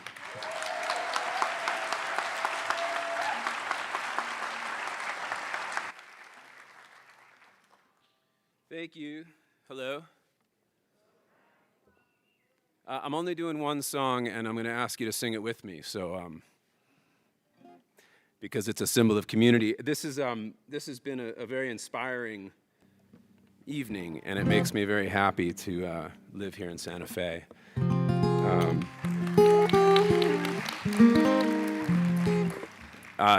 I think a lot of us are feeling grateful to be here, given how difficult it is to live in America. And I think what we heard tonight is a lot of inspiration about what it means to be a good community. And so what I hope is this song might model what it might be to be a good community as a country. And so I'd like you to sing the chorus with me if possible. I'm going to teach it to you, because there's only 3 of them, and I don't want you to learn it during the first one, and then only get to sing 2. So it goes like this. Oh, my America. Let's try that first. Oh, my America. Beautiful. Red, white, and bruised. Red, white, and bruised. Please don't give up on her. Please don't give up on her. And I'll keep trying to. And I'll keep trying to. All right, good. Any questions? And let's give another round of applause for this amazing event. And Sarakamon, who pulls it all together. To St. John's, of course, and to all of you for being here and the wonderful candidates. We're lucky that those are our choices.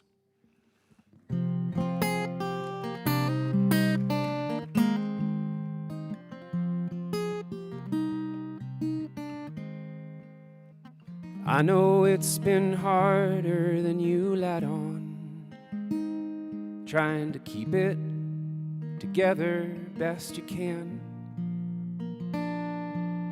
Watching this country we were born in turn to someplace you don't understand.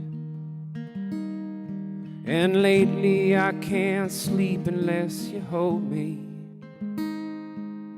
Darkness wakes me up most every night. And sometimes I go out and walk the city.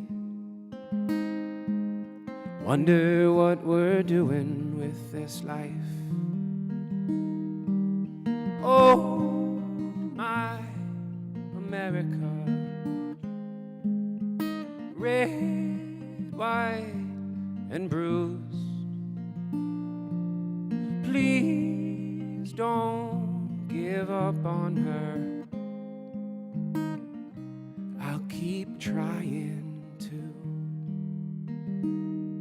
Now my neighbor's working doubles at the diner. Her husband's out of work and is ashamed.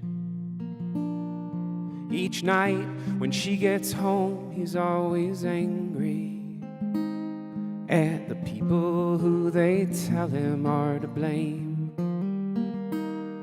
But I don't give a damn if you were born here, and I don't care to whom you give your heart. All that should matter is your kindness, and that everyone is trying to do their part. Oh, my America. Red, white, and bruised. Please don't give up on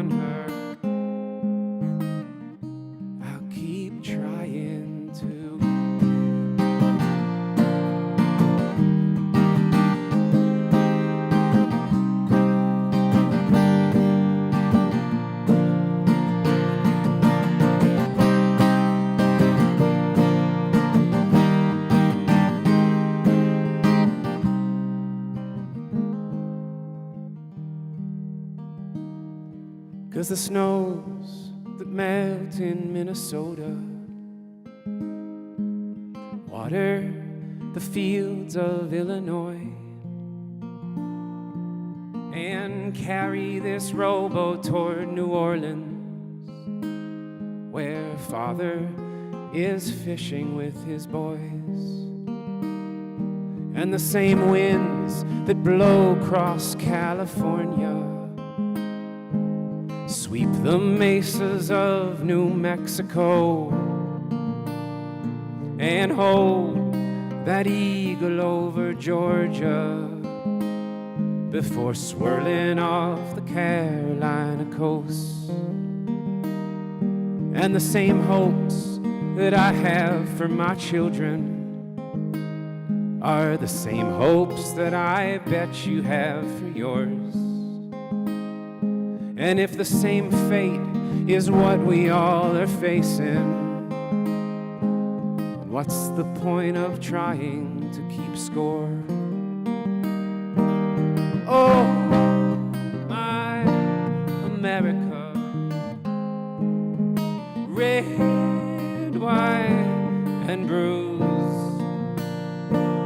Please don't give up on her, and I'll keep trying to. Please don't give up on her, I'll keep trying to.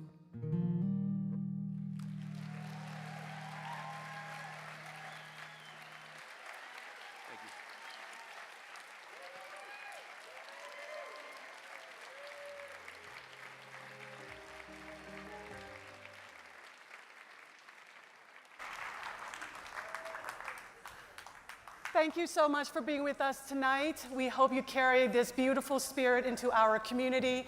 And please bring up the house lights, bring up Cosmo Sheldrake, and we'll see you in January 21st here.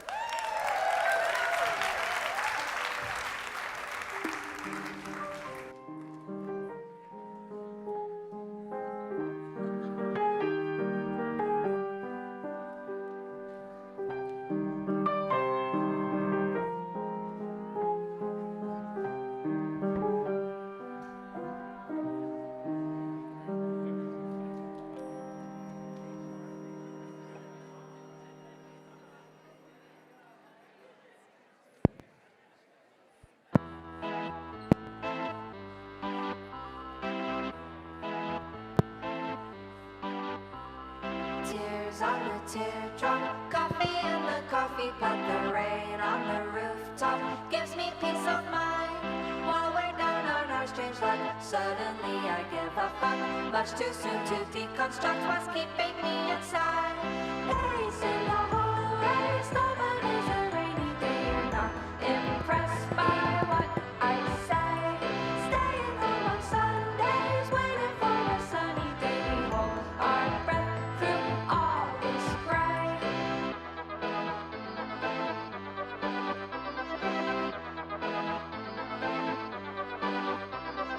Craving the nightfall, eager but invisible away. Legend has it that the moss grows on the north side of the trees. Well, legend has it when the rains come down, all the worms come up to breathe. Well, legend has it when the sunbeams come, all the plants they eat them with their leaves. Well, legend has it that the world spins round on an axis of 23 degrees. But have you heard the story of the rabbit in the moon, or the cow that walked the planets while straddling the spoon, or she who left the mountains while whistling up a tune and swapped their songs with swallows while riding on a broom? Well, we can all have things, but many and a few, from that old hunched up woman who lived inside a shoe, or the girl who sang by day and by night she ate his soup, or the man who drank too much and he got the brewer's roof. Listen, all ye families, to how the moral goes. Nobody knew and nobody knows how the bubble was robbed of his twice 5 toes, or how the dawn came to own a luminous snow. in a sieve that they rode, and came to shore by the Chancalibo where the bone trees grow, where the Jabberwocky snow green tentacles do flow, and the Grangle Wangle waves in the rain and the snow. But have you heard the story of the rabbit in the moon? Bandits while straddling the spoon, or she who left the mountains while whistling up a tune, and swapped their songs with swallows while riding on a broom. For we can all learn things, but many and a few, from that old unshackled woman who lived inside a shoe, or the girl who sang ballet and by night she ate his soup, or the man who drank too much and he got the brewer's roof.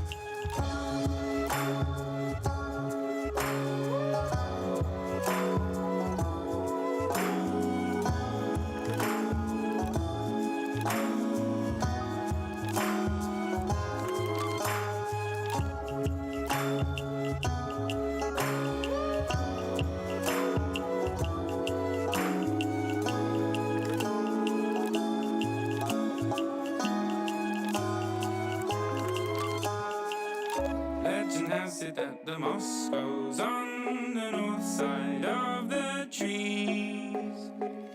Legend has it when the rains come down, all the worms come up to breathe. Legend has it when the sunbeams come, the plants they eat them with their leaves. Legend has it that the world spins round on an axis of 23 degrees. But have you heard the story of the rabbit in the moon, or the cow that walked the planets while straddling the spoon, or she who left the mountains while whistling up a tune, and swapped their songs with swallows while riding on a broom? For we can all learn things, but many and a few, from that old hunched up woman who lived